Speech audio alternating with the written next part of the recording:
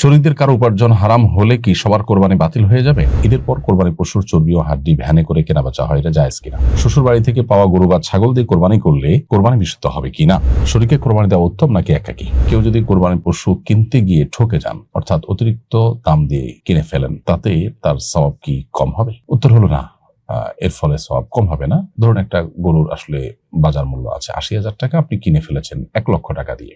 তো আল্লাহ তাআলা সওয়াব দেওয়ার ক্ষেত্রে আপনাকে ৮০,০০০ টাকারই দিবেন।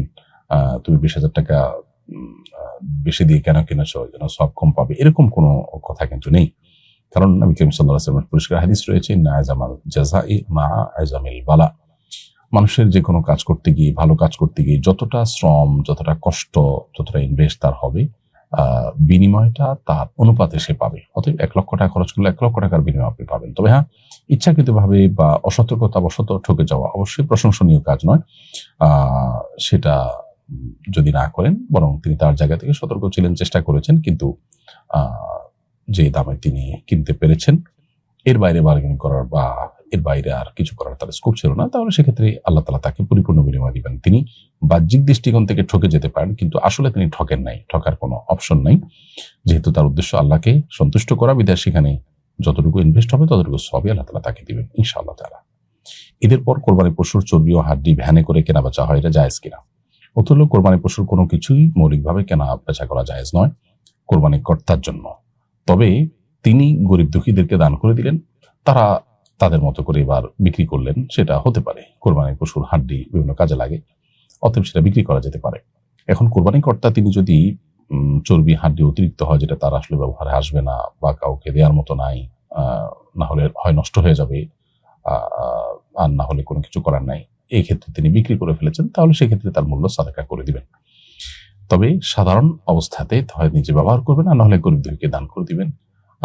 মাদ্রাসাগুলো থেকে বা বিভিন্ন লিল্লাহ ফান্ড আছে, লিল্লাহ বোর্ডিং আছে, সে সমস্ত জায়গা থেকে উদ্যোগ নিয়ে এগুলো কালেকশন করে তারা বিক্রি করতে পারেন। কোরবানি কর্তা বিক্রি না করে তারা বিক্রি করাটাই হলো অধিকতর উপযোগী এবং উত্তম। শ্বশুর বাড়ি থেকে পাওয়া গরু বা ছাগল দিয়ে কোরবানি করলে কোরবানি বিশুদ্ধ হবে কিনা? এর উত্তর হলো যে, শ্বশুর বাড়ি থেকে কোরবানির পশু যদি সামাজিক বাধ্যবাধকতার কারণে দেওয়া হয়, অর্থাৎ শ্বশুরবাড়ির লোকজন নিরুপায়, সিস্টেম এটা যৌতুক হিসাবে বা সামাজিক নিয়ম মানতে গিয়ে তারা দেয়, সন্তুষ্ট চিত্তে নিজেরা গিফট হিসাবে নিজেদের থেকে স্বপ্রণীত হয়ে দেন, এবং সিস্টেম আছে দিতে হয় তাই দিচ্ছেন। অনেক সময় দেখা যায় যে শ্বশুররা কষ্ট করে হলেও টাকা জোগাড় করে এটা করতে হয়।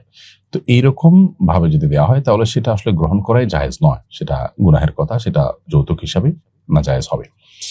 আর যদি সেরকম বাধ্যবাধকতা নেই, তারা অসন্তুষ্ট চিত্তে দেন নাই, বরং খুশি হয়ে তারা নিজেদের থেকে, তাদের অনেক আছে সেই জায়গা থেকে তারা গিফট দিয়েছেন, তাহলে সেক্ষেত্রে গিফট দেওয়া নেওয়া জায়েজ। কিন্তু এটা যেহেতু সামাজিক কালচারে পরিণত হয়েছে, এবং এই কালচারের কারণে যারা সচ্ছল তারা তো দিতে পারছেন, অসচ্ছলটাও দিতে বাধ্য হচ্ছেন, সেজন্য এই কালচারটাকে অ্যাভয়েড করা দরকার এবং এটাকে আমাদের সমাজ থেকে বিতাড়ন করা জরুরি। অর্থাৎ মেয়ের বাবার বাড়ি থেকে গরু ছাগল আসবে কোরবানিতে, এই কালচারটা থাকা উচিত নয়। হয় উভয় পক্ষকে দিবে হাদিয়া, উভয় পক্ষ থেকে দেওয়ার জন্য হাদিসে আমাদেরকে উৎসাহ দেওয়া হচ্ছে, সেটা ভিন্ন বিষয়। কিন্তু একপাক্ষিক হাদিয়া, বিশেষ করে মেয়ের বাবা, তিনি মেয়ের বাবা হওয়ার কারণে এরকম হাদিয়া দিতে হয়, সেটা কোনো ভালো সংস্কৃতি নয়। এর ফলশ্রুতিতে অন্য মানুষ যারা অসচ্ছল তাদের উপরে এটা প্রেশার তৈরি হয় এবং তারা নিরুপায় হয়ে যান, সামাজিক বাধ্যবাধকতা তৈরি হয়ে যায়। এটা আমাদের মাথায় রাখা উচিত সবাইকে। এরপরও যদি পরস্পরকে এরকম কোনো গিফট দেন, তাহলে সেই গিফটের পশু দিয়ে কোরবানি করলে, সন্তুষ্ট চিত্ত দিলে এবং কোনো প্রকার বাধ্যবাধকতার বাইরে থেকে যদি দেওয়া হয়, তাহলে এটা জায়েজ আছে, এবং এটা দিয়ে কোরবানি দিলে কোরবানি হবে। কিন্তু আবার বলছি, কালচারটাকে আমাদের অ্যাপ্রিসিয়েট করা উচিত না, এবং এটা দূর হওয়া উচিত। অন্য কোনোভাবে হাদিয়া আদান প্রদান, এবং হাদিয়ার ক্ষেত্রে একপাক্ষিক না হয় উভয় পাক্ষিক আদান প্রদান থাকার কালচার হতে পারে, সেটা ভিন্ন বিষয়।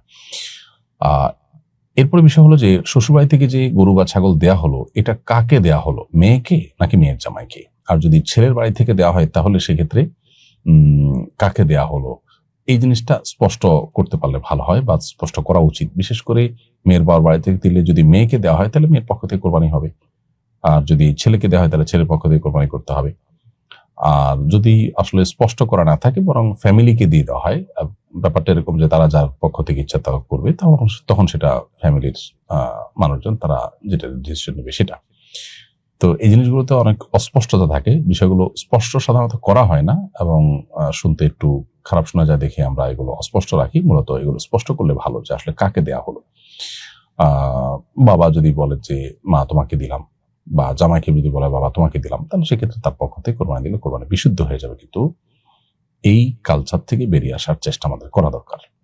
শরীকদের কারো উপার্জন হারাম হলে কি সবার কোরবানি বাতিল হয়ে যাবে?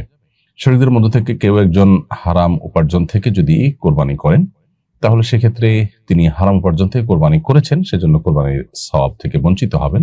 নবী করিম সাল্লাল্লাহু আলাইহি ওয়াসাল্লাম বলেছেন, ইন্নাল্লাহা তাইয়্যিবুন লা ইয়াকবালু ইল্লা তাইয়্যিবা, আল্লাহ তাআলা পবিত্র পবিত্র ছাড়া কোনো কিছু গ্রহণ করেন না। অর্থাৎ হারাম কোনো কিছু দান করলে আল্লাহ তাআলা সেটা গ্রহণ করেন না। বিধায় হারাম টাকা দিয়ে কোরবানি করলে সেই কোরবানির সওয়াব তিনি আল্লাহর কাছে পাবেন না। তবে অন্য শরীক যারা আছেন সেই শরীকদের কোরবানি বিশুদ্ধ হয়ে যাবে, কারণ আল্লাহ তাআলা কোরআন কারীমে একাধিক জায়গায় বলেছেন, আল্লাহ তাযিরু ওয়াজরাতুন উযরা উখরা, কারোর পাপের বোঝা অন্য কেউ বহন করবে না। তবে অন্যান্য শরীকরা জেনে শুনে হারাম উপার্জনকারী ব্যক্তিকে তাদের সাথে শরীক নেওয়া তাদের জন্য জায়েজ নয়, উচিত নয়।